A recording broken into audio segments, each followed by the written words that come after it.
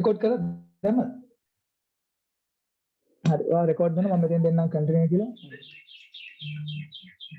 හරි. දැන් රෙකෝඩ් කරන්න පුළුවන් සමීර නේද? ඔව් සර්. දැන් ක්ලාස් එක ඉවරනාට පස්සේ සමීර මේ රෙකෝඩ් කරපු එක කන්වර්ට් වෙනවා. ඒ කියන්නේ මේ ෆයිල් එක MP4 එකක් විදිහට කන්වර්ට් වෙනවා. ඒක නම් පොඩ්ඩක් කියන්න ඕනේ. හරි සර්. හරි. එතකොට ඔයාලා රෙකෝඩින් එක දාලා මේ මම කියන්න මොකද කරන්න කියලා. රෙකෝඩින් දාලා කියන්නේ. හරි. අනිත් පැත්තට ඕන රෙකෝඩ් කරගන්න පුළුවන් මේ ෆෝන් එකෙන් රෙකෝඩ් කරනකොට කරන්න බෑලම. ෆෝන් එකෙන් දෙන්නේ නැහැ. මේ කම්පියුටර්ස් වලින් දෙනවා. මගේ ලැප් එකේ ඉඩ නැහැ රෙකෝඩ් කරන්න. හරි. අතට ගුණාත්මක ණය පාලන උපකරණ. අපි කියන ගුණාත්මක මූල්‍ය උපකරණ. තියලා ළමයි එච්චර ගොඩක් නැහැ පොඩ්ඩයි තියෙන්නේ. මේ ටික අපි මේවා අපි පැහැදිලි කරන්න නැහැ ළමයි ලියා ගන්න බැරිනේ. මම පොඩි පැහැදිලි කිරීමක් කරන ඒවා ලියා ගන්න ඕනේ නැහැ. නම් ටික දැනගත්තාම ඇති. කියන පළවෙනි එක ළමයි අපසුරකුම් වෙනස් කිරීම. අපසුරකුම් වෙනස් කිරීම. බැංකු ණය පාලනය. අපසුරකුම් වෙනස් කිරීම බැංකු ණය පාලනය.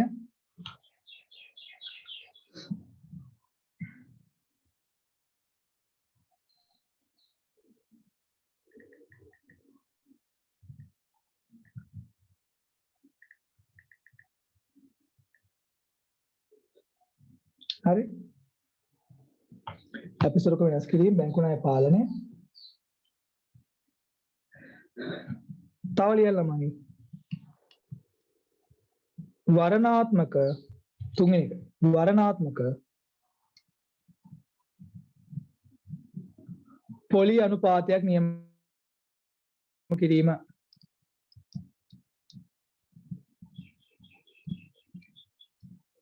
වරණාත්මක පොලි අනුපාතයක් නියම කිරීම.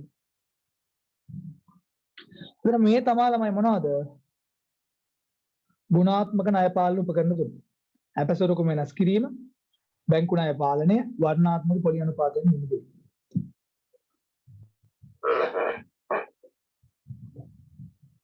ළමයි මාව ඇහෙනවද? ඔව් සර්. හරි. මේවා ළමයි මම නිකන් කියලා දෙන්නම්. මේවා ලියා ගන්න ඕනේ නැහැ. මේ වගේ පැහැදිලි කිරීම මේවා දැනගන්න ඕනේ නැහැ එච්චර. මේ වචන තුන දාගත්තාම ඇති. හරි. ගුණාත්මක ණය පාලන උපකරණ මොනවද කියලා දැනගත්තාම ඇති. මේ තුන ලියුවම ඇති. හරි. ඒ කියන්නේ මේක නිර්වචනයේයි ඒකට දාලා උපකරණ මොනවද කියලා දැනගත්තාම ඇති. හරි. මේ අපසරකම වෙනස් කිරීම කියන්නේ මෙහෙම තමයි. ඔයාලා දන්නවා ළමයි අපි ණයක් ගන්න ගියාම බැංකුවකින් ණයක් ගන්න ගියාම මොකද මොනවද ඉල්ලන්නේ? ලක්ෂණ බැංකුවෙන් ණයක් ගන්න ගියාම මොනවද ඉල්ලන්නේ?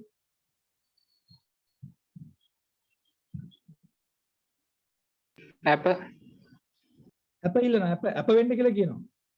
සමහර වෙලාවට ඉඩම් අප තියන්න වෙනවා. සම් කිසි ස්ථාවර තැන්පතුන ඒවට අප තියන්න වෙනවා. රත්තරන් අප තියන්න වෙනවා. එතකොට අප සීමා වැඩි කරනවා. වැඩිපුර අප තියන්න කියලා කියනවා. එතකොට ණය ගැනීම මොකද වෙන්නේ ළමයි? ණය ගැනීම මොකද වෙන්නේ? ණය ගැනීම අදායිරමත් වෙනවා.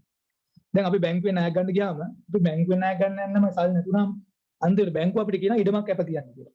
හා ස්ථාවර තැන්පතු අප තියන්න කියලා දෙනවා. ඉතින් එහෙම කියන්නේ අප තියන්න කියලා කිව්වම මිනිස්සු මොකද වෙන්නේ? මිනිස්සු අදායිරමත් වෙනවා. අදායිරමත් වුණාට පස්සේ මොකද වෙන්නේ? මිනිස්සු ණය ගන්න එක අඩු කරනවා. ඒකට එහෙම අපසුරකම වෙනස් කරලා ණය ගැනීම ණය පරිමාව සීමා කරන්න පුළුවන්. හරි. ණය ගැනීම ණය පරිමාව සීමා කරන්න පුළුවන්. අනේම අප කියන එක වෙනස් කරලා අපි කියන අපසුරකම වෙනස් කිරීම. අප තියන්න කියලා කියන්නේ දැන් අන්න ඒක තමයි කියන්නේ. වැඩිපුර අප තියන්න කිරීම අප තියන්න කියලා කිව්වොත් එහෙම ණය ගන්නේ නැහැ මිනිස්සු. අප සීමා අඩු වෙනවා වැඩිපුර ණය ගන්න. අන්න එහෙම තමයි ණය පරිමාව අඩු කරන්නේ. ඒකට අපි කියන ගුණාත්මක මූල්‍ය පාලන උපකරණයක් කියලා. ඊළඟට බැංකු ණය පාලනය. බැංකු ණය පාලනය කියන ළමයි කෙලින්ම මහ බැංකුවේ මැදිහත් වෙනවා. මහ බැංකුව මැදිහත් වෙලා කියනවා ඔයගොල්ලෝ ණය දෙන්න එපා. ණය දීම නවත්තන්න. හරි. එහෙනම් කෙලින්ම බැංකුවට කියනවා ණය දීම නවත්තන්න. ඔයාලා ණය දෙන්න එපා කියලා. හරි. ඒකට අපි කියනවා බැංකු ණය පාලනය කියලා. කෙලින්ම මහ බැංකුව මැදිහත් වෙලා කියනවා මේ වාණිජ්‍ය බැංකුව වලට ඔයාලා ණය දෙන්න එපා. ණය දුන්නොත් බලාගෙන කියලා අන්න එහෙම කියනවා. හරි. ඒකට අපි කියනවා බැංකු ණය පාලනය. කෙලින්ම මැදිහත් වෙලා කියනවා. ඊළඟට මොකක්ද මේ වරණාත්මක පොලිය කියලා කියන්නේ? මේ වරණය කියලා කියන්නේ ළමයි කැමැත්ත කියන එක. වරණය කියන එකේ තේරුම තමයි කැමැත්ත. කැමැත්ත අනුව පොලිය නියම කරන්න පුළුවන්. හරි. ඒ කියන්නේ ළමයි එතකොට මේක දෙන්නේ මෙහෙමයි. ඒ අදාළ ආයතනයට කියනවා. ඒ අදාළ බැංකුවට ආයතනයට අදාළ බැංකු තමයි කොට ණය දෙන්නේ. අපි මූල්‍ය සමාගම් වලට බැංකු වලට කියනවා මහ බැංකුව ඔයාලා කැමැති පරිදි ණය සඳහා පොලිය අය කරන්න කියලා කියනවා. ණය සඳහා පොලිය ඔයාලා කැමැති විදිහට තීරණය කරන්න කියලා කියනවා. කැමැති පොලිය අනුපාතය තීරණය කරන්න කියලා කියනවා. හරි. ඒකට තමයි කියන්නේ වර්ණාත්මක පොලිය අනුපාතය නියම කිරීම. ඒ කියන්නේ මෙහෙමයි. මහ බැංකුව කියනවා මෙන්න මේ අපි එයාලා අනුපාත 115යි 110යි කියලා ඔය වගේ රේන්ජ් එකක් දෙනවා. මේ අතර ඔයාලට කැමැති පොලියක් තීරණය කරගන්න කියලා දෙනවා. ඒකට අපි කියනවා වර්ණාත්මක පොලිය කියලා. නිශ්චිත පොලියක් කියන්නේ මේ ණය සඳහා මෙහෙම පොලියක් අය කරන්න කියලා කියන්නේ ඒ රේන්ජ් එකක් අතර පරාසයක් අතර කියනවා ඔයාලට. මේ අතර කැමැති පොලියක් අය කරගන්න කියලා. හරි. ඒකට අපි කියනවා වර්ණාත්මක පොලිය අනුපාතය කියලා. හරි. මේවා තමයි ළමයි මොනවද? ගුණාත්මක ණය පාලන උපකරණ. මේ වගේ කරන්නේ මොනවද? මේ හයිලයිට් කරගන්න ණය පරිමාව හා ණය ගලායන දිශා පාලනය කරන එක තමයි මෙතනදී කරන්නේ. ණය පරිමාව හා ණය ගලායන දිශා පාලනය කරන එක තමයි මෙතනදී කරන්නේ. එහෙම ගුණාත්මක ණය පාලන උපකරණ තුනක් තියෙනවා අපි කතා කරන්නේ. අපසරකම වෙනස් කිරීම, බැංකු ණය පාලනය සහ වර්ණාත්මක පොලිය අනුපාත නියම කිරීම. හරි. ඔතනින් ඔය කොටස ඉවරයි. හරි. ලියා ගන්න මේ ටික. ලියාගත්තේ එහෙම.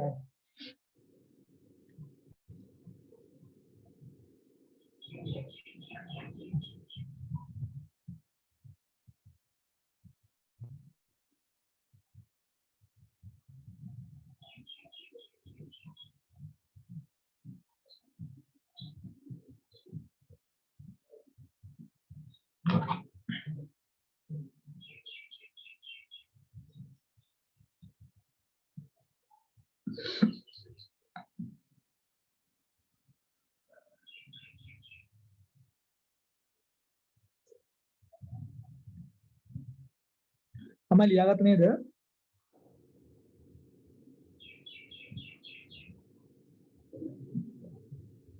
හලෝ හරි. එහෙනම් ඔතනින් ළමයි ඔක්කොට ඉවරයි.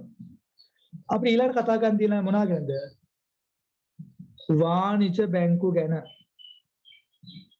වාණිජ බැංකු මෙතන අපි කතා කරන ළමයි මුදල් මැවීම ගණන්. හරි? තමයි මම අද පැය 4ක් කරන වලට මේ කරන්නේ නැහැ ළම අපිට මෙහෙට වහිනවා ළමයි. මේ කනෙක්ෂන් ප්‍රශ්නයක් තියෙනවා. ඒ නිසා මම ඔයාලට පැය දෙකක් 10යි 10 විතර වෙනකොට තමයි කරන්න යන්නේ. හරි? වාණිජ බැංකු මුදල්. හරි වාණිජ බැංකු මුදල් මැවීම මෙතන මේ ගණන් තමයි අපි කතා කරන්නේ. කොහොමද මුදල් මවන්නේ කියලා ඒක ගණන් ටික කතා කරනවා. ඊට කලින් අපි ලියනවා මේ වාණිජ බැංකු ගැන පොඩ්ඩක් ඉගෙන ගන්න පුළුවන්. වාණිජ බැංකුව කියන්නේ මොකද්ද? වාණිජ බැංකු වල මොනවද තියෙන අරමුණු මොනවද? වාණිජ බැංකුව ශේෂපත්‍ය මොනවද කියලා කතා කරනවා.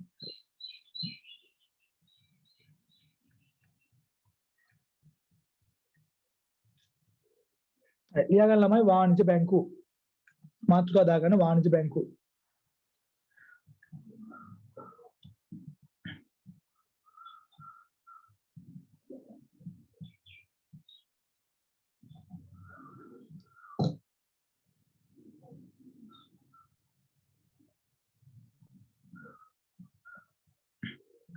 හරි මට කියන්න බලන්න කවුද අපේ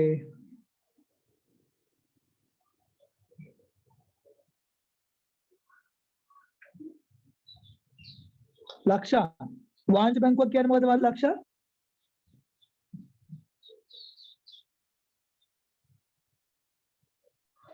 රාජ්‍ය සුරකුම්පත් ඉස්සලා මිලදී ගන්න බැංකුව ප්‍රථම වතාවට මිලදී ගන්න බැංකුව. රාජ්‍ය සුරකුම්පත් ප්‍රථම වතාවට මිලදී ගන්නේ ඒකද වා කියන්නේ වාණිජ බැංකුවක් කියලා? ඒකට කියන්නේ ප්‍රාථමික වෙළඳුන් කියලා. වාණිජ බැංකුවක අනිත් බැංකුවක තියෙන විශේෂත්වය මොකක්ද? ඒක කියනකො ලක්ෂණ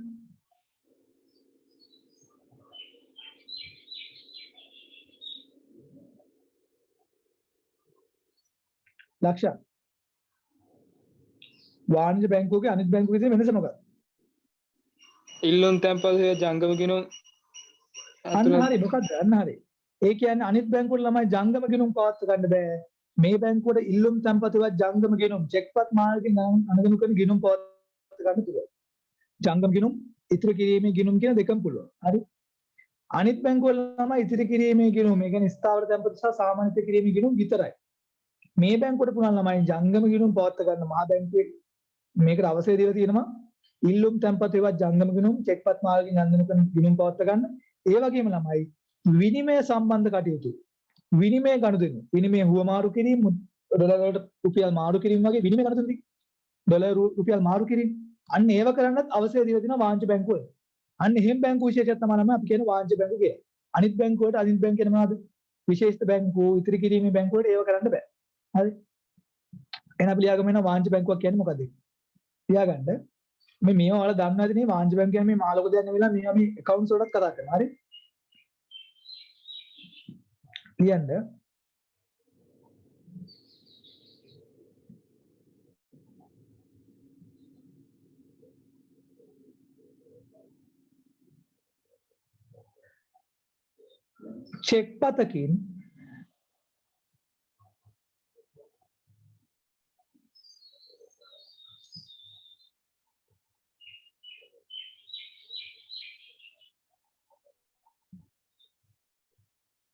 චෙක් පතකින්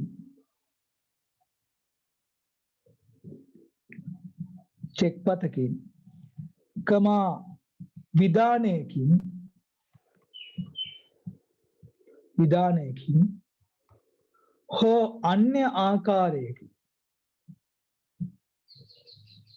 හෝ අන්‍ය ආකාරයකින්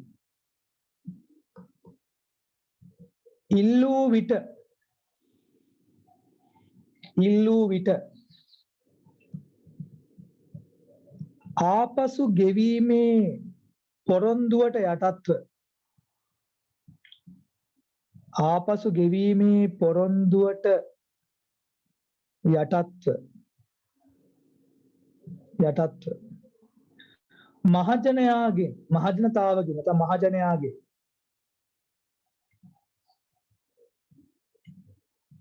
මහජනයාගේ මුදල් තැන්පතු බාර ගැනීම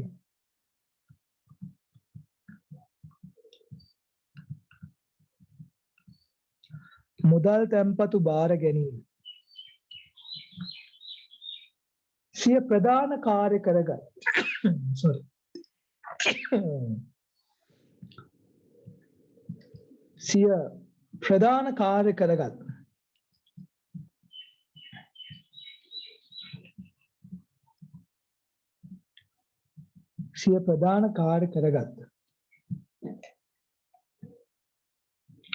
ලාභ ඉපයීමේ අරමුණ සහිතව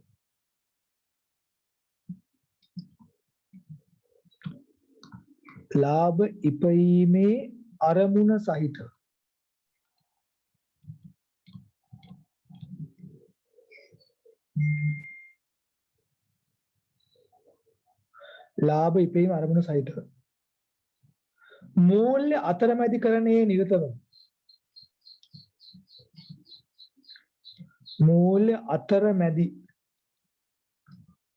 නිරත වන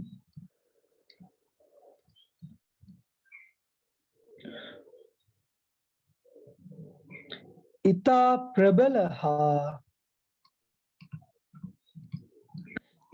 ප්‍රබල හා ප්‍රමුඛ මූල්‍ය ආයතන විශේෂය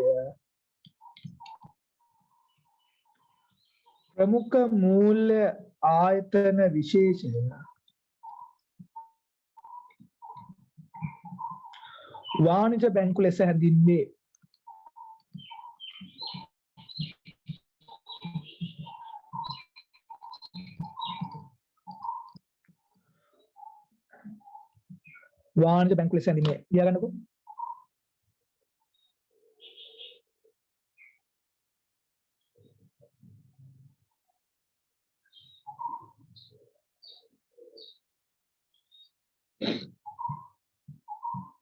සර් මේ බලපත්‍රලාභී වාණිජ බැංකුව කියන්නේ මේකටමයි නේ? ඔව් බලපත්‍රලාභී වාණිජ බැංකුව කියන උඩටම. බලපත්‍ර දෙන්නේ කවුද? මහා බැංකුව බලපත්‍ර දෙනවා චෙක්පත් මගින් අන්න. ඒක තමයි බලපත්‍රලාභී කියන්නේ. එතකොට සර් අපිට අර මේ BS වලට දුන්න නිර්වචනය ලියුවහම වැරදිද? මොකද BS නිර්වචනය කියන්න බෑ? අර මේ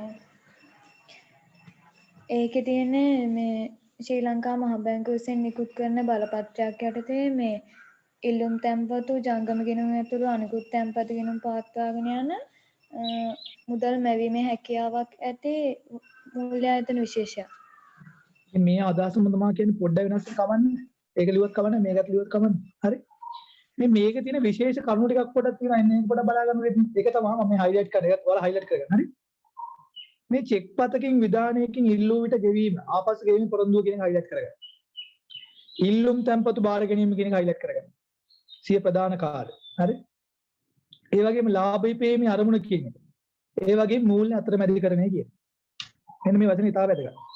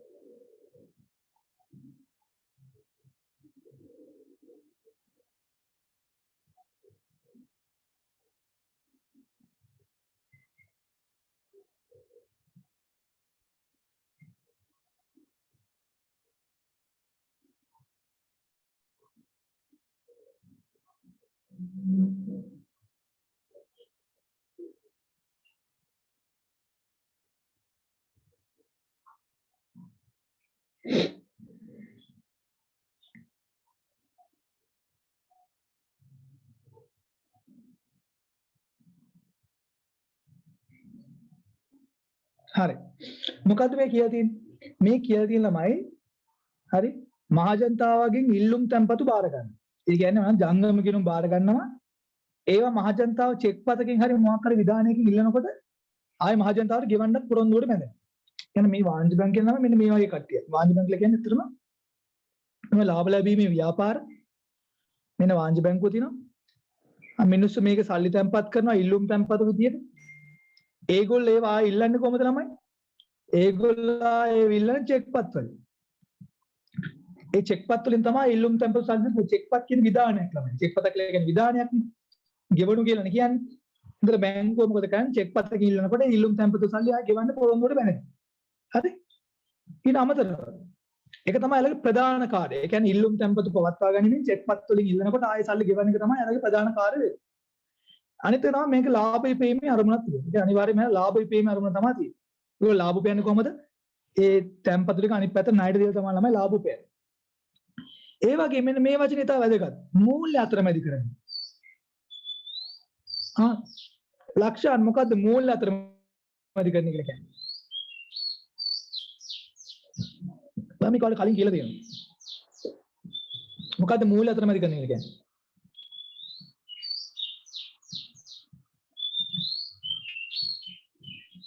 ඒක මතක නෑද? හරි. කාටද මතක?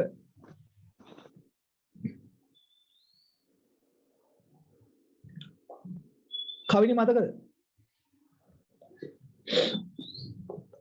ඔව් සර්.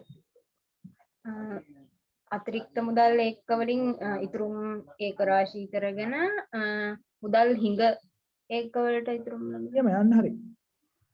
කවින්ද කොහෙන්ද ඒක දන්නේ? ඒක කලින් ඉගෙනුවනේ. මම කලින් මේ කිව්වනේ දෙක තමයි. මේමයි ළමයි හරි. මූල අතරමැදි කරන එක කියනමයි. දැන් සල්ලි තියෙන මිනිස්සු මොකද කරන්නේ? සල්ලි තියෙන මිනිස්සු මොකද කරන්නේ? බැංකුවට ඇවිල්ලා ඉතුරු කරනවා. ඉතුරු කිරීම. හරි. ඒක සල්ලි තියෙන මිනිස්සු ඉතුරු කරන එක කියන්නේ එයාලා කියනවා අතිරික්ත මුදල් පාර්ශ්වය කියලා. සල්ලි තියෙන මිනිස්සු නම් ඉතුරු කරන්නේ. ඒගොල්ලෝ කියන සල්ලි වැඩි හින්දා නුන් ඉතුරු කරන්නේ. අපි කියන අතිරික්ත මුදල් පාර්ශ්වය. හරි. අතිරික්ත මුදල් පාර්ශ්වය මොකද කරන්නේ? වාණිජ බැංකුවල ඇවිල්ලා ඉතුරු කරනවා. ඉල්ලුම් තැන්පතු වල ඊට පස්සේ සාමාන්‍ය තෙකිරීමේ ගිණුම් වල ස්ථාර තැන්පතු වල ඉතුරු කරනවා. වාණිජ බැංකුව මොකද කරන්නේ? වාණිජ බැංකුව මොකද කරන්නේ? අනිත් පැත්තට මොකද කරන්නේ? ණය දෙන්න. ණය. ණය දෙන්නේ කාටද ළමයි? ණය ඕනේ ළමයි සල්ලි නැති උන්ට ළමයි සල්ලි තියෙන උන් ණය ගන්න නැහැ. ගයක් හදාගන්න, ඉඩමක් හදාගන්න, වාහනයක් ගන්න සල්ලි නැති ඉඳන් ළමයි. එහෙනම් මොකද කරන්නේ අතිරික්ත මුදල් තියෙන පාර්ශව ඉතුරු කරන සල්ලි ටික වාණිජ බැංකුව මොකද කරන්නේ? ඒ සල්ලි ටික එකතු කරගෙන අනිත් පැත්ත ණය දෙනවා කාටද? මුදල් හිඟ පාර්ශව වලට. මුදල් හිඟ පාර්ශව වලට. හරි.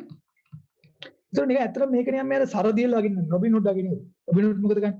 සල්ලි තියෙන මිනිස්සුන්ගෙන් අරගෙන නැති මිනිස්සුන්ට දෙනවා. මේක නිකන් කරන්නේ නැහැ ළමයි. මේ පැත්ත අනිත් පැත්ත මොකද කරන්නේ? ණය දීලා මොකද රැස් කරගන්නේ? පොලියක් රැස් කරගන්න. 120ක විතර ඉහළ පොලියක් රැස් කරනවා ණය වලට. අනිත් පැත්තට මේ ඉතුරුම් සඳහා මොකද කරන්නේ? ඒගොල්ලෝ පොලියක් ගෙවනවා. සෝච්චම් පොලිය 103ක් 4ක් වගේ. හරි? ඒ මිනිස්සුන්ගෙන් සල්ලි ටික අරගෙන අනිත් පැත්තට ණයට දීලා 120ක පොලියක් හොයාගෙන ඒකෙන් 103ක් 4ක් අනිත් පැත්තට මේ මිනිස්සුන්ට ගෙවනවා. ඒතර බැංකුවේ ලාභය කීයද? ඔන්නම තමයි බැංකුවේ ලාභ උපයන්නේ. ලාභය කීයද? 16ක් 17ක් බැංකු ලාභ ලබනවා පොලිවල. එක මිනිස්සෙකුගේ තැන්පතු වල. මොකද තමයි බැංකු ලාභ උපයන්නේ. ඒ ලාභ උපයීම පරිමාර්ථ කියලා කියන්නේ ඒක. ඒ වගේම මෙන්න මේ සම්පූර්ණ ක්‍රියාවලිය යාලා කියන මොකක්ද කියන්නේ? මූල්‍ය අතරමැදිකරණය කියලා. එතන මොකද්ද මූල්‍ය අතරමැදිකරණය කියලා කියන්නේ? කියන්න බලන්න සමීර. මේ අතිරික්ත මුදල් පාර්ශවයන්ගෙන් මේ ඒ පාර්ශවයන් වාණිජ බැංකුව ඉතුරුම් කරනවා.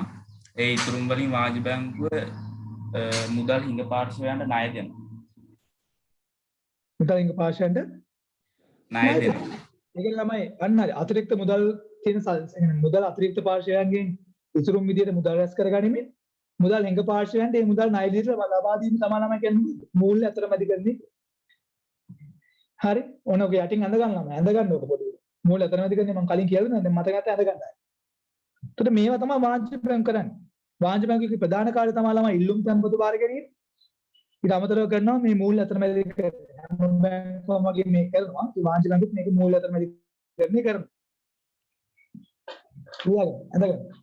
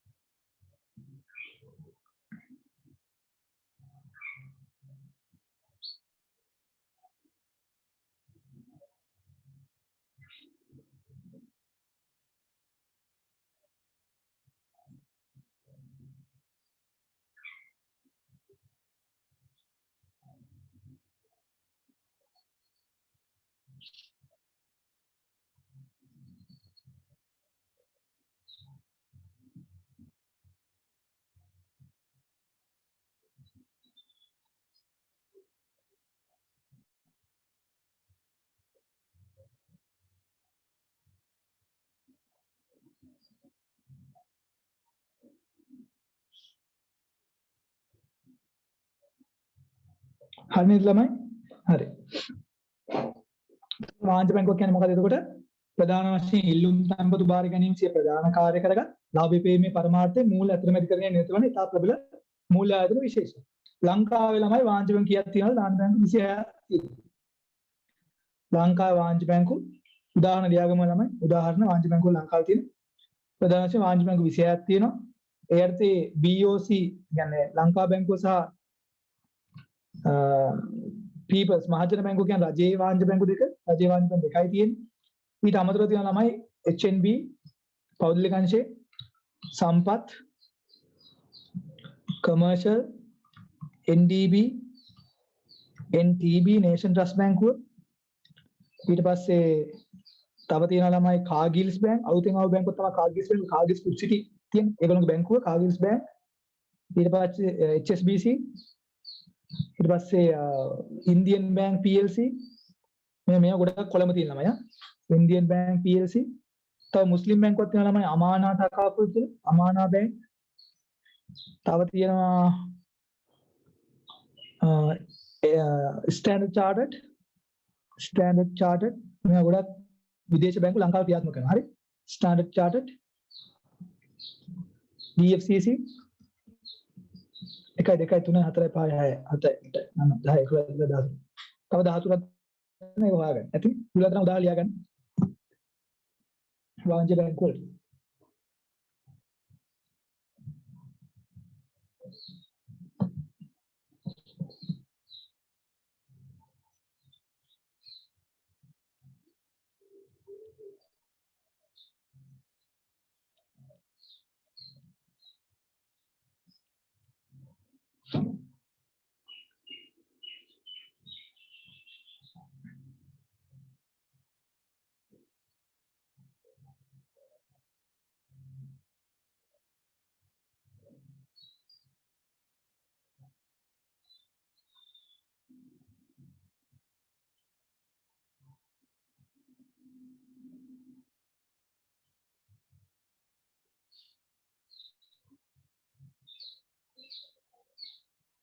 හරි.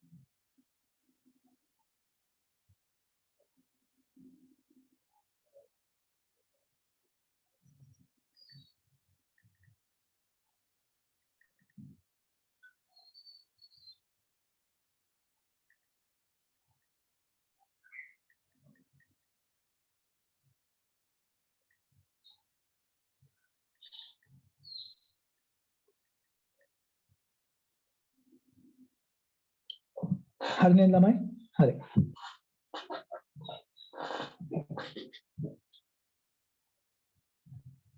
ඊළඟට ලියා ගන්න වාණිජ බැංකුවක අරමුණු. වාණිජ බැංකුවක අරමුණු.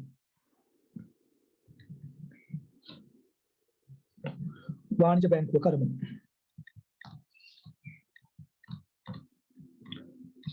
මට මහ බැංකුවේ අරමුණු කියන්න බෑ.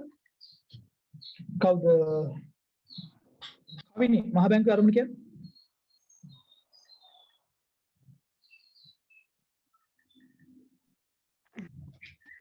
ආර්ථික හාමිට ස්ථායීතාව පවත්වා ගැනීම, ඒ මූල්‍ය ක්‍රමයේ ස්ථායීතාව පවත්වා ගැනීම. නියමයි.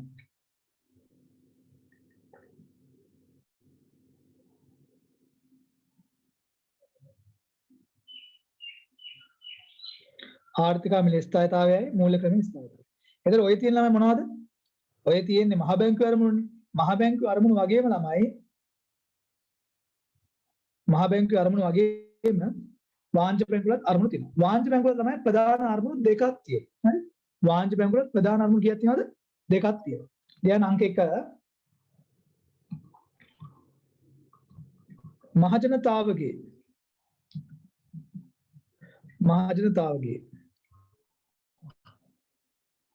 විශ්වසනීයත්වය පවත්වා ගැනීම සඳහා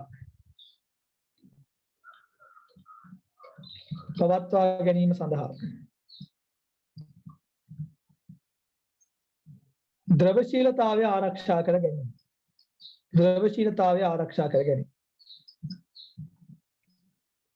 highlight කරගන්න ළමයි මෙන්න මේ වචනේ ද්‍රවශීලතාවය ආරක්ෂා කර ගැනීම. ඒක තමයි ඇත්තටම අරමුණ. හරි පළවෙනි අරමුණ. දෙවෙනි අරමුණ තමයි ළමයි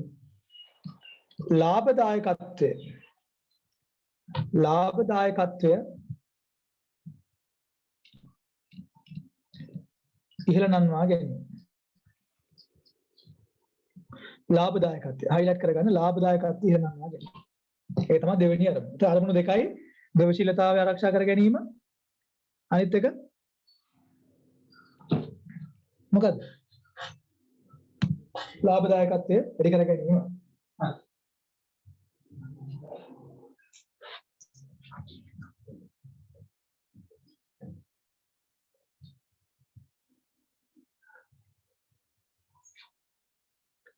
ඔයාලා විනාඩියක් දෙන්න.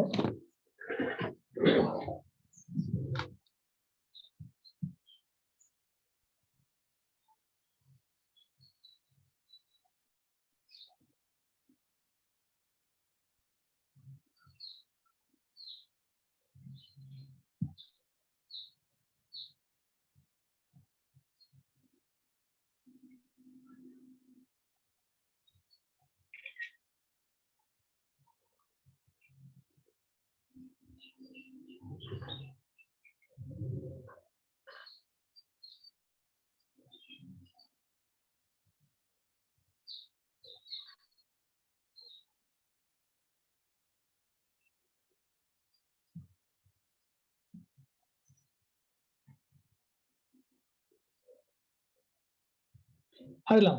එහෙනම් අපි කතා කරමු මේ අරමුණු දෙක ගැන. හරි? ලියාගන්න එහෙනම් ද්‍රවශීලතාවය ආරක්ෂා කර ගැනීම අරමුණ කියන පළවෙනි එක මෙන්න මේක අනුමාත්‍රිකාවක් දාගන්න. මේකට අනුමාත්‍රිකාවක් දාගන්න. හරි?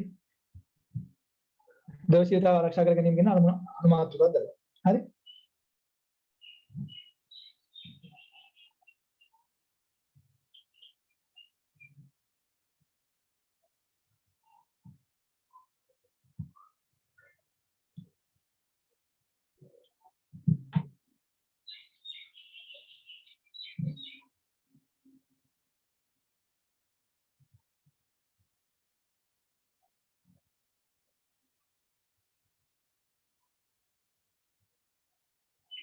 හරි.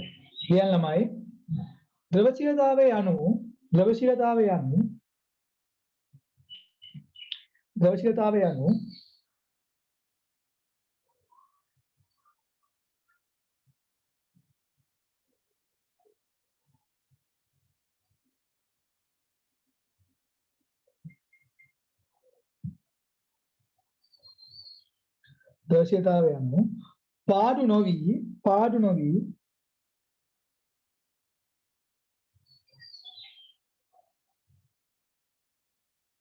පාඩු නොවි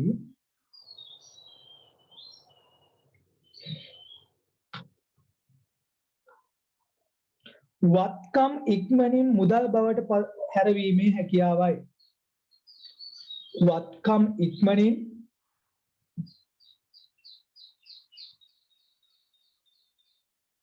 මුදල් බවට හැරවීමේ හැකියාවයි.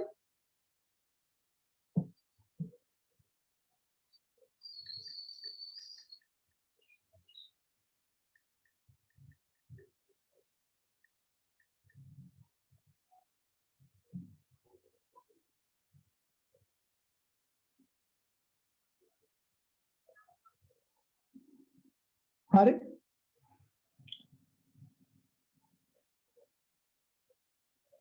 ඒකටම ලියාගන්න. තම තැම්පතු මං කියන එක ඇහෙනව නේද තමයි? ඔව් සර්. හරි. තම තැම්පතු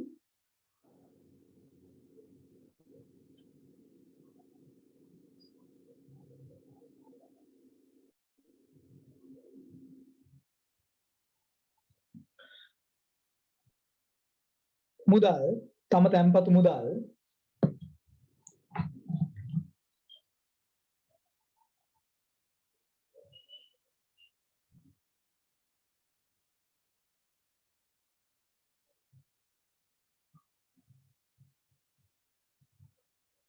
තම තැන්පතු මුදල් තමන්ට අවශ්‍ය ඕනෑම විටක තමන්ට අවශ්‍ය ඕනෑම විටක තමන්ට අවශ්‍ය ඕනෑම විටක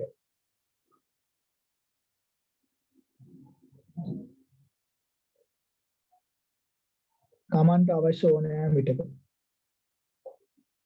බැංකුවෙන් ආපසු ලබාගත හැකි යන මහජන විශ්වාසය බැංකුවෙන් ආපසු ලබාගත හැකි යන මහජන විශ්වාසය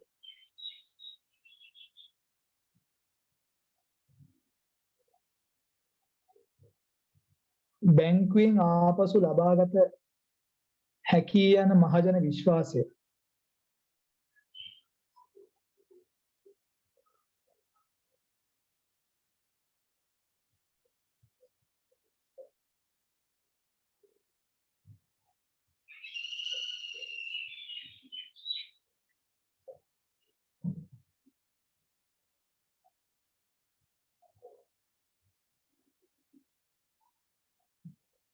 මහජන විශ්වාසය ආරක්ෂා කර ගැනීම සඳහා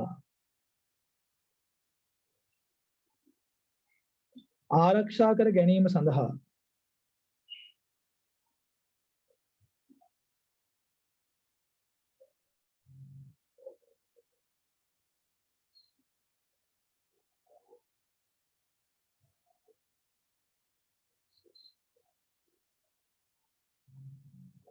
ආරක්ෂා කර ගැනීම සඳහා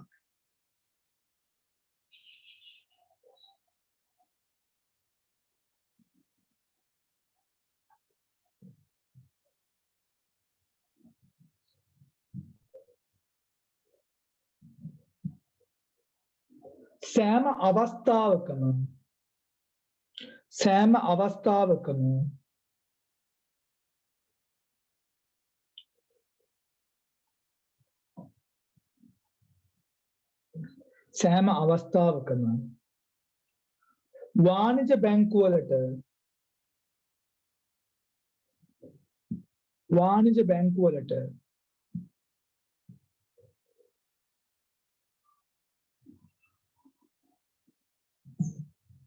වාණිජ බැංකුවලට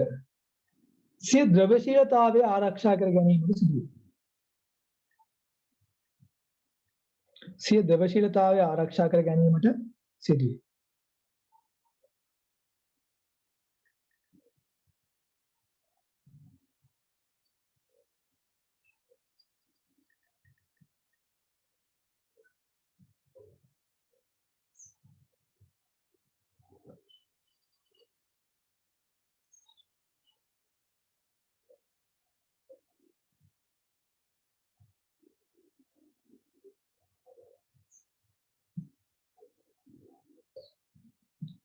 හරි. මොකක්ද ඔය කියලා තියෙන්නේ? සමීර මොකක්ද ඔය කියලා දෙනවද අපිට අදහසක් කියන්න පුළුවන්ද මට?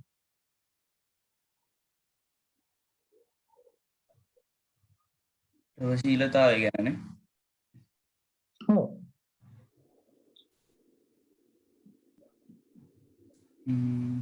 මොකක්ද ඔය කියලා තියෙන්නේ?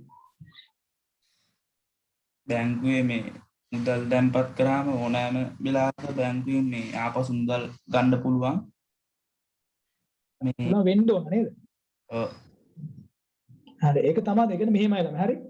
මට අහගන්න මේ කතාව. මෙතන කියන්නේ දැන් බැංකුවක් වුණාම වාණිජ බැංකුවක් වුණාම මිනිස්සු තමන්ගේ සල්ලි තැන්පත් කරන්නේ විශ්වාසය මත පදනම් වෙන්නේ. ආයේ මේ සල්ලි ටික අපිට ගන්න පුළුවන් කියන විශ්වාසය.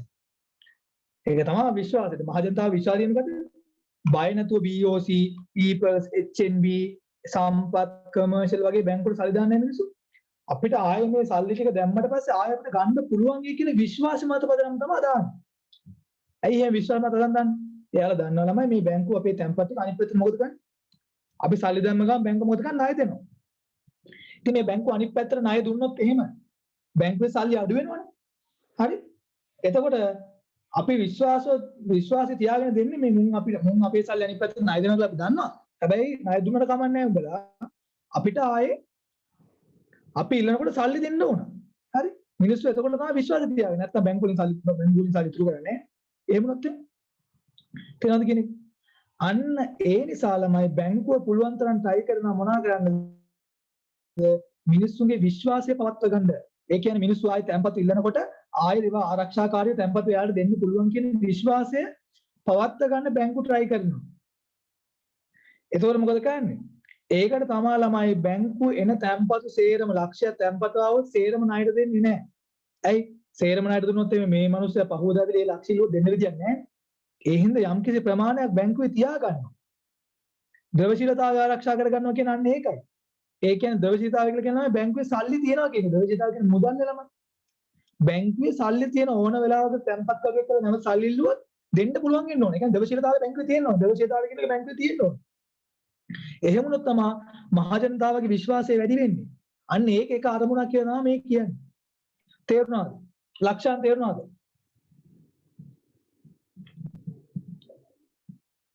ලක්ෂණ කියන්න බාන පුතා එහෙනම්.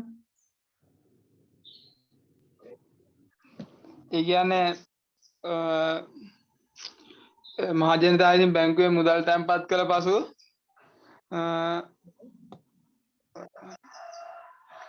තමන්ට අවශ්‍ය ඕනෑම වෙලාවට මුදල් ලබා ගැනීමට මේ තමරාශ ඕනෑම මුදල් ලබා ගන්න ඕන. ඒ සඳහා ඇති විශ්වාසය තමයි මේ ද්‍රවශීලතාවය කියලා කියන්නේ. ඒ කියන්නේ මෙහෙමයි. බැංකුව පුළුවන් තරම් try කරන මොකක් කරනද? තැන්පතු ගන්න මහජනයාගේ මුදල්. තැන්පතු ගන්න ගත්ත තැන්පතු නැවත දීමේ මොකක් ආරක්ෂා කරන්නද බලන්නේ. द्रव में द्रवशीलතාවය ආරක්ෂා කර ගැනීම. ද්‍රවශීලතාවය ආරක්ෂා. ඒ කියන්නේ කොහොමද ද්‍රවශීලතාවය ආරක්ෂා කරගන්නේ?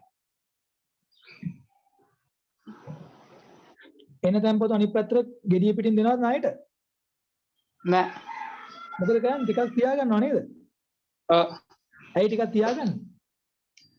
ඒ කියන්නේ අර මුදල් ආය මේ මහජනයා ඉල්ලුවොත් මේ ආය මහජනයාට ලබා දෙන්න. ඇයි එහෙම තියාගන්නේ? මොකක් ආරක්ෂා කරගන්නද? ද්‍රවශීලතාවය ආරක්ෂා කරගන්න. ඔව් හරි හරි. ඉතින් ඒක තමයි දෙපා තුන් පාර මේ අහන්නේ. මට ඔළුවට ගියාද කියලා යන්නේ. හරි. හොඳයි. කවිනි තේරුණාද මේ කතාව? ද්‍රවශීලතාවය ආරක්ෂා කරගන්න කියන එක තේරුණාද? ඔව් සර්. මොකක්ද තේරුණේ පුතේ?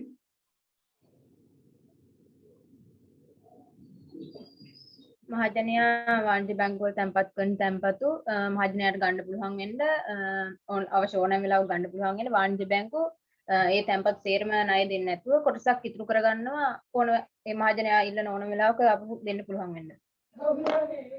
අන්න හරි. ඒක තමයි අපි කියන්නේ මොකක් කියලාද? ද්‍රවශීලතාවය ආරක්ෂා කර ගැනීම. අන්න හරි. හොඳයි.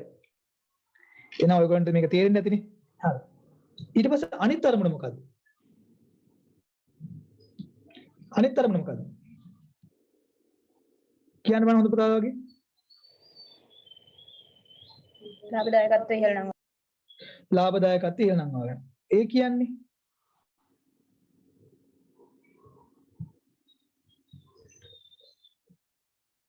කියන්නේ ළමයි බැංකුවේ ලාභය වැඩි කරගන්න ඕන. දැන් බැංකුව ලාභ ලබන්නේ මොනවා කළාද? මට කියන්න අපේ රිද්මි බැංකුව ලාභ ලබන්නේ මොනවා කළාද? මහජනයාගේ තැන්පතු බාර අරගෙන ඒවා වැඩි පොලියකට ණය ලබා දීමේ. දැන් පොඩක් ඉන්න රිද්මි පොඩක් ඉන්න. ඒතකොට දැන් බැංකුව වැඩිපුර ණය දුන්නොත් එහෙම ණය දුන්නාම මොකද වෙන්නේ? කියන්න බෑ ලාභය මොකද වෙන්නේ? ණය වැඩිපුර දුන්නොත් ලාභය මොකද වෙන්නේ? වැඩි වෙනවා. ලාභය වැඩි වෙනවා. එතකොට ණය වැඩිපුර දුන්නොත් ද්‍රවශීලතාවය මොකද වෙන්නේ?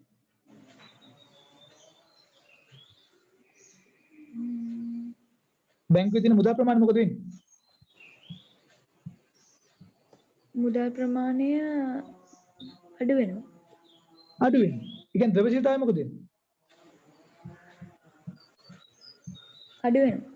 අඩු වෙනවා. ඒක ද්‍රවශීලතාවය කියන එක වැඩි කරගන්න ඕන අඩු කරගන්න ඕන. ද්‍රවශීලතාවය වැඩි කරගන්න ඕනේ. එතකොට මේක එක අරමුණක් නේද? මෙන්න මේක. මේ තව අරමුණක්.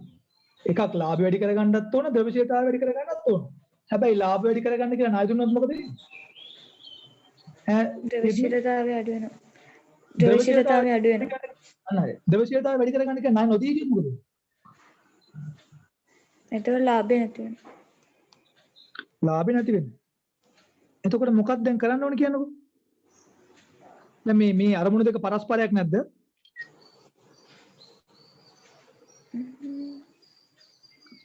අරමුණු දෙකේ පරස්පරයක් නැද්ද? තියෙනවා. තියෙනවා. එතකොට මොකද කරන්න ඕන?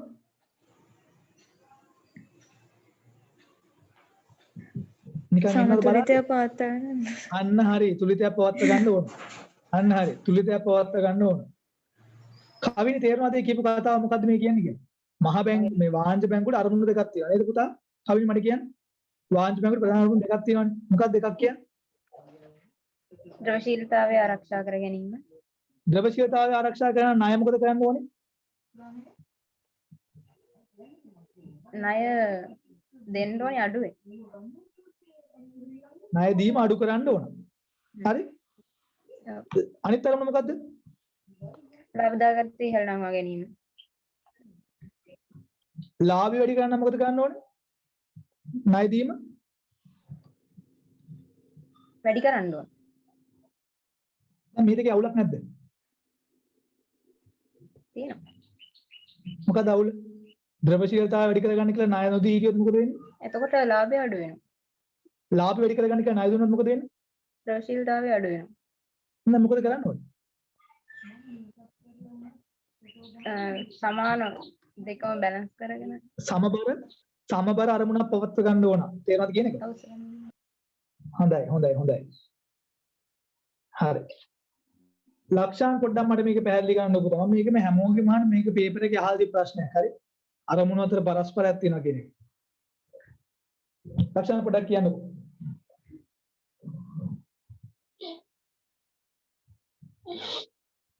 කොහොමද ලක්ෂාන්? ඔව් සර්. කියන්න ලක්ෂාන් කියන්නේ. ඒ කියන්නේ මේ ද්‍රවශීලතාවය වැඩි කියලා කියන්නේ නෑ එහෙම නේ මට ඕනේ මේ බෝඩ් එක බලලා මගේ කියන්නේ කියන්න එපා. මට ඕනේ අරමුණු කීයක් තියෙනවද? අරමුණු දෙකක් තියෙනවා. මොකද අරමුණු දෙක? මහජනතාවගේ විශ්වසනීය පවත්වා ගැනීම සහ ද්‍රවශීලතාවය ආරක්ෂා කර ගැනීමයි ලාභදායීත්වය ඉහළ යනවා වීම. හරි. ද්‍රවශීලතාවය වැඩි කරගන්න මොකද කරන්න ඕනේ? ණය දෙන්න ඕනේ, ණය දීම අඩු කරන්න. ද්‍රවශීලතාවය ආරක්ෂා වැඩි කරගන්න ණය දීම අඩු කරන්න ඕනේ. ණය දීම අඩු කරන්න ඕන. හරි. ණය දීම අඩු කරන්නේ කොහොමද? ණය දීම අඩු කරනවා කියලා කියන්නේ ණය දීම අඩු කරන්න ඕනේ කියන්නේ මේ සංචිත මේ වැඩි කරන්න ඕනේ. හරි. මෙහෙම කියනවා හරි. දැන් ණය දීම අඩු කරනවා. ඒතකොට ලාභය මොකද වෙන්නේ? ලාභය ණය දීම අඩු වෙනවා කියන්නේ ලාභය වැඩි වෙනවා. ලාභය ණය දීම අඩු වෙනකොට ලාභය වැඩි වෙනවද බලන්න? ලාභය අඩු වෙනවා. හරියට. හරි. අනිත් අරමුණ මොකද්ද? ලාභය වැඩි කර ගැනීම අරමුණ. දැන් මේ දෙක අතර අවුලක් නැද්ද? අවුලක් තියෙනවා. මොකක්ද අවුල? අවුල කියන්නේ මේ ද්‍රවශීලතාවයේ වැඩි වේදී ණය දීම මේ වැඩි වෙනවා ද්‍රවශීල මේ ණය දීම අඩු වේදී ද්‍රවශීලතාවයේ මේ ලාභය වැඩි වෙනවා. හරි. එහෙනම් දැන් තේරෙනවද මොකද කරන්න ඕනේ කියලා නේද? ඔව්. හරි. මම හිතන්නේ හැමෝටම මේක තේරෙන්නේ නැති. හරි. අපි දැන් මේ ද්‍රවශීලතාවය කියන අරමුණ ගැන ලියුවා නේද? ලාභය ගැන ලියුවද? මේ අරමුණ ගැන පැහැදිලි කරලා නැහැ නේ?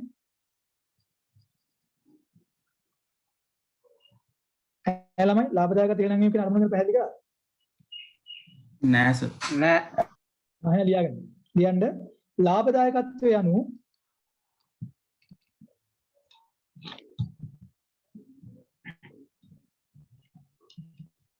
ලාභදායකත්වය යනු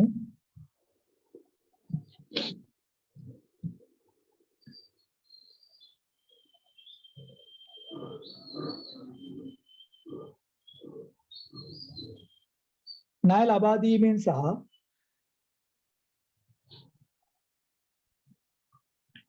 ණය ලබා දීමෙන් සහ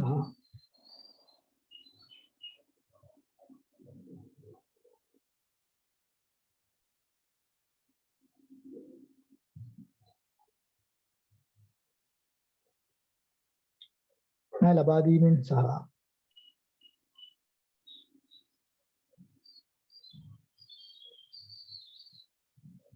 ආයෝජන වත්කම් මගින් උපය ගන්නා ආදායමින්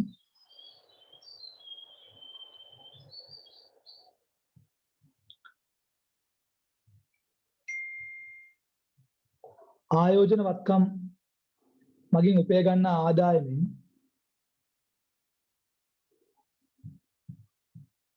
ආයෝජන වත්කම් මගින් උපය ගන්නා ආදායමින්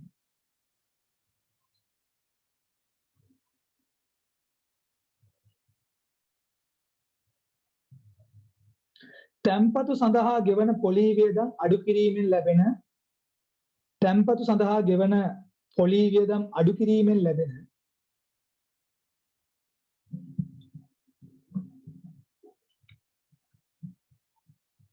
තැන්පතු සඳහා ගෙවන පොලී වියදම් අඩු කිරීමෙන් ලැබෙන සුද්ධ පොලී ආදායමයි සුද්ධ පොලී ආදායමයි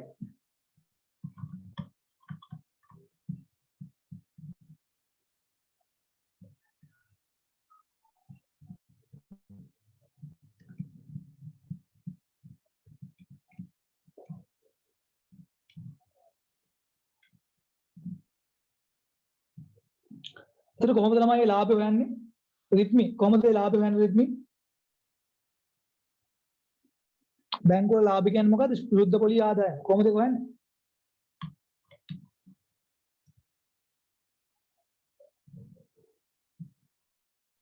with me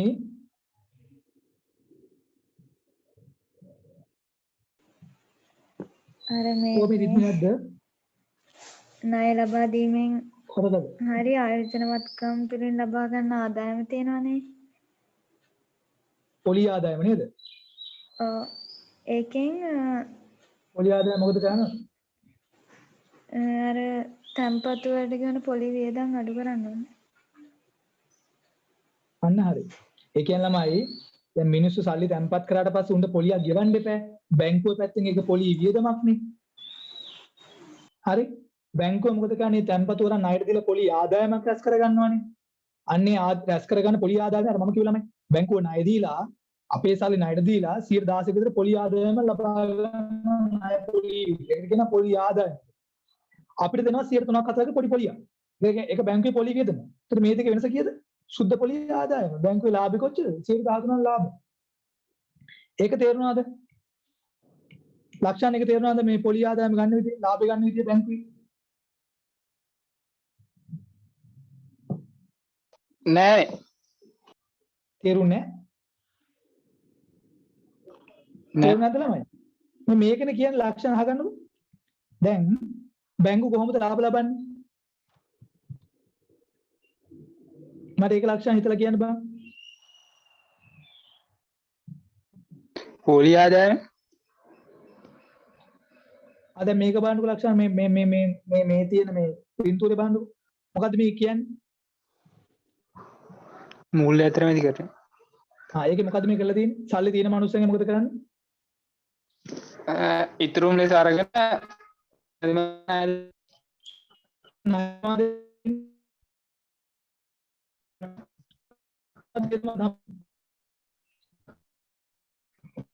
සාමුකුව බැංක්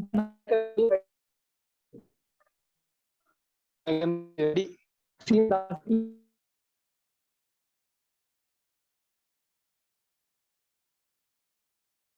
පොලි මොකද්ද? බැංකුවට පොලි මොකද්ද ඒක? වියදම සාමාන්‍ය කීයද ගෙවන්නේ? සාමාන්‍යයෙන් පොඩි ගාණක්නේ. ඕ එතකොට මේකේ ලාභයක් නැද්ද උන්ට? අපේ සල්ලිම අනිත් පැත්ත ණයට දීලා 10% විතර බැංකුව පොලි ආදායම් ලබනවා. අපිට ගෙවනවා එකකින් කීයක්ද? 3%. ඒක ලාභය කීයද?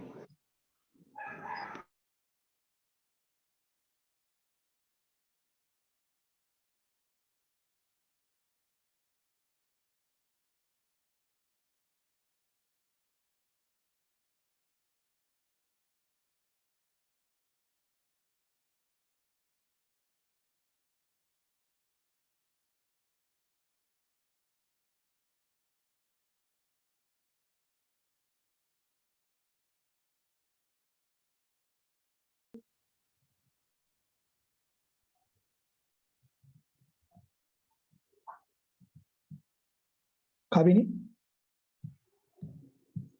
අවුල ඉතින් මේ දෙකම සමබර පවත්වාගෙන යන්න ඕන නැත්නම් මහජනතාවගේ විශ්වාසය නැතුව යනවා ආපහු මේ ලාභ ගන්න ගියොත්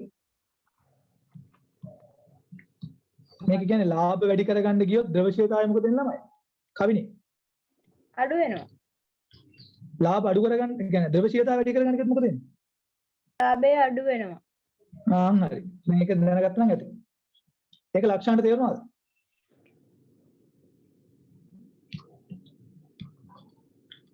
ලක්ෂණ මේක ඇහුන්නේ නැහැ මොකක්ද අහපු ප්‍රශ්නේ? මේක තේරුණාද කියලා මම නෙවෙයි මේ අරමුණු අතර පරස්පරයක් තියෙනවා කියන්නේ. ඔව් ඒක තේරුණා. කවුද අපේ සමීරට තේරුණාද? තේරුණාස මේ කරන්ට් එක ගියා මේ රෙකෝඩින් එක එතකොට නැතු යනවද? නෑ ආය පටන් ගත්තා රෙකෝඩින් එක. හරි සර්. මේකට මේ රිද්මිට තේරෙනවා රිද්මි තේරෙනවා නේද මේ අරමුණු අතර පරස්පරය? එහෙනම් අපි ලියාගමු මේ කියන්නේ. ලියන්න මෙසේ අලුත් ඡේදයකින් ලියන්න මෙසේ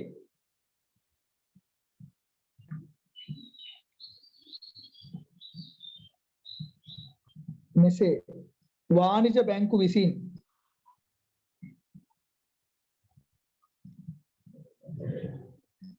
ලාභය ලාභදායකත්වය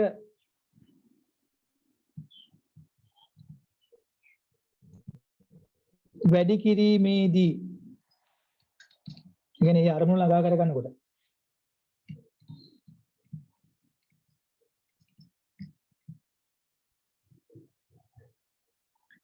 වැඩි කිරීමේදී ද්‍රවශීලතාවය අඩුවේ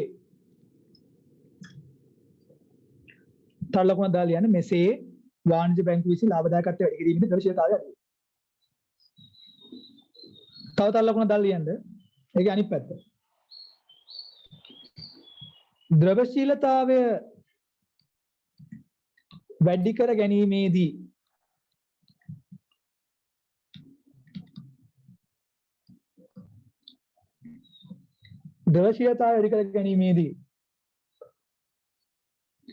ලාභදායකත්වය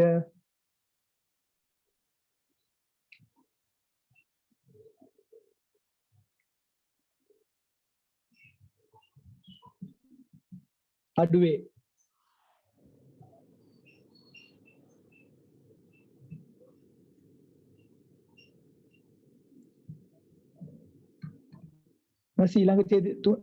ඊළඟට තව ලකුණු දාලා ලියන්න මේන් අදහස් වනුයේ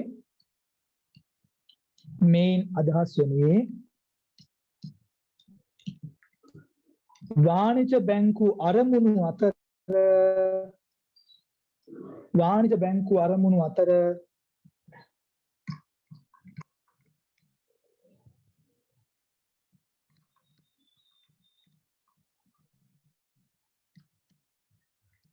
පරස්පරතාවයක් පවතින බවයි. මේ අදහස් වනුයේ වාණිජ බැංකු අරමුණු අතර පරස්පරතාවයක් පවතින බවයි. ඒක highlight කරගන්න.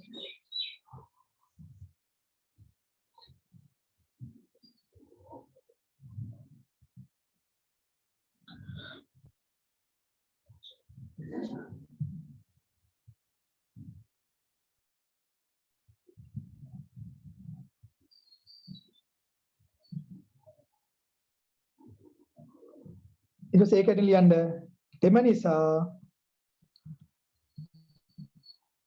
වාණිජ බැංකු වලට වෙනත් පාටකින් ලියවනම් කමන්නේ හරි එම නිසා වාණිජ බැංකු වලට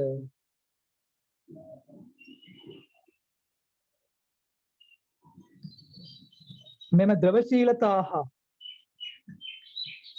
ද්‍රවශීලතා හා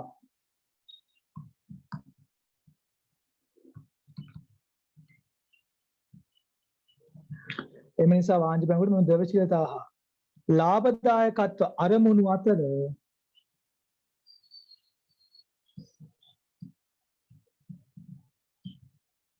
සමතුලිතයක් වැදගත් වචනයක්. හරි සමතුලිතයක් highlight කරගන්න. සමතුලිතයක් පවත්වා ගත යුතු වේ. එම නිසා වාණිජ බැංකු වලට මෙම ද්‍රවශීලතාවය හා ලාභදායකත්ව අරමුණු අතර සමතුලිතයක් පවත්වා ගත යුතු වේ.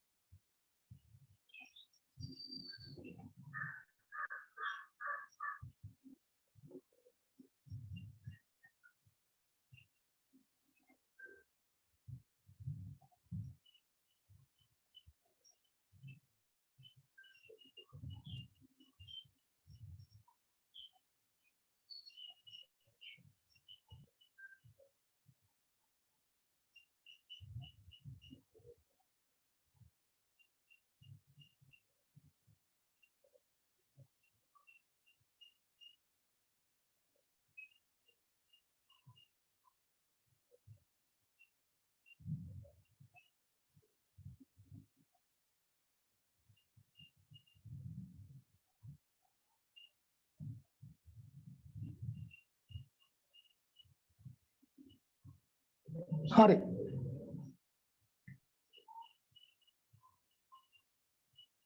තමයි මේක තේරුණාද ළමයි එතකොට? මේක තේරුණාද? ඔව් සර්. ඔව් හරි. සර්. එහෙනම් අද මාත කතා කරේ මම මෙතනින් හරිය කරන්න යන්නේ නැහැ නයි. අද මාත කතා කරේ අද අපි කතා කරා මහා බැංකුව විසින් හඳුන්වා දුන්න අර ප්‍රතිපත්තිය අපි කියන්නේ මේ ප්‍රමාණාත්මක ණය පාල උපකරණ වල විවිධ වෙනද කටයුතු සහ ව්‍යවස්ථාපක සංකම්පාති කියන්නේ වාදෙන් දැනගන්නවා ළමයි ඔයාලා මේක දැනගන්න ඕන දේ තමයි ආත විවිධ වෙනද කටයුතු භාවිත කරලා කොහොමද මුදල් සැපයීම පාලනය කරන්න කියලා දැනගන්න ඕනේ. හරි? ඊට අමතරව මම කතා කරා මගේ කනෙක්ෂන් පොඩ්ඩක් අවුල් කියලා තියෙනවා ගණන් ගන්න එපා ළමයි. ඊට අමතරව අපි කතා කරා ගුණාත්මක ණය පාලන උපකරණ ගැන මොනවද කියලා කතා කරා. හරි? ඊට පස්සේ අපි කතා කරා වාණිජ්‍ය බැංකුව වල යනු කුමක්ද? වාණිජ්‍ය බැංකුව වල අරමුණ මොනවද? ඒ අරමුණ අතර පරස්පරයක් තියෙනවා කියන එක අපි කතා කරා. හරි? එහෙනම් එච්චරම අද කතා ගන්නේ මොනවාරි ප්‍රශ්න තියෙනවද? කවිනි. නෑ සර්. හරි. read me. සර් ඔය මේ නිෂ්පාදන හැකියාව මායිම් වක්‍ර ඒවා විභාගයට විස්තර කරලා අඳින්න තියෙද්දී ඒවා ප්‍රස්ථාර කොළවල අඳින්න ඕන. නෑ නෑ. එහෙම නැහැ. ප්‍රස්තාව අඳින්න ඕනේ නෑ. නිකන් එතන මේ වාගේ සූත් අනුරූප කරේ පොඩි ඒවට මේ මෙහෙමනේ ඒ නිෂ්පාදන හැකියාව මායිම් අපිට يعني කිසිම අගයක් අපි දාන්නේ නැහැ නිකන් x අක්ෂේ y අක්ෂේ ලක්ෂණ ලකුණු කරා බිඳුව දැම්ම ලකුණු කරා විතරනේ. ඔව්. කියන්නේ. ඔව්. එතකොට අපිට එහෙම අඳින්න ඕනේ නැහැ. අගයන්වට අඳින්න ඕනේ නැහැ. ඒක නිකන් කොලේ යන්නම. හැබැයි අඳින එක පිළිවෙල අඳින්න ඕන, අක්ෂ නම් කරන්න ඕන, බිඳුව දාන්න ඕන. නිෂ්පන්න කියාමයක් PPC කියලා නීහැමාවක් කියලා පෙන්වන්න ඕන. ඒ ටික තියෙන්න ඕන. ඒ වගේම කරන දේ මොකක්ද කියලා පැත්තේ විස්තරයක් තියෙනවා. මේ මොකද්ද මේ කරලා තියෙන්නේ. හරි. තව ප්‍රශ්න තියෙනවද ඉතින්? නෑ. හරි ඉතින්. හරි. ලක්ෂණ ප්‍රශ්න තියෙනවද? නෑ නෑ. හරි. සමීර? නෑ සර්. හරි. සමීර රෙකෝඩින් එක ඉවරනාට පස්සේ ඔක සේව් වෙයි වාගේ මේකට. කන්වර්ට් කරන්න ෆයිල් එක. කන්වර්ටින් කියලා එකක් කියනවා කන්වර්ට් කරන්න. කළා තියාගන්න අපි මේ සයිමෙට මම කියන්නම් ගන්න විදිය. හරිනේ? හරි සර්. හරි එහෙනම් අපි නවත්තමු ළමයි හැමෝටම එන අයිබෝවන් අපි අඟහරුවාද උදේ එන්න විදේශ වෙනදාම් පාඩම යනවා ඒක ටික හරිනේ? හරි. එහෙනම් එච්චරයි. එහෙනම් අයිබෝවන්. ආයිබෝන් සර්. හරි අයිබෝවන්. අයිබෝවන් සර්. ආයෙත්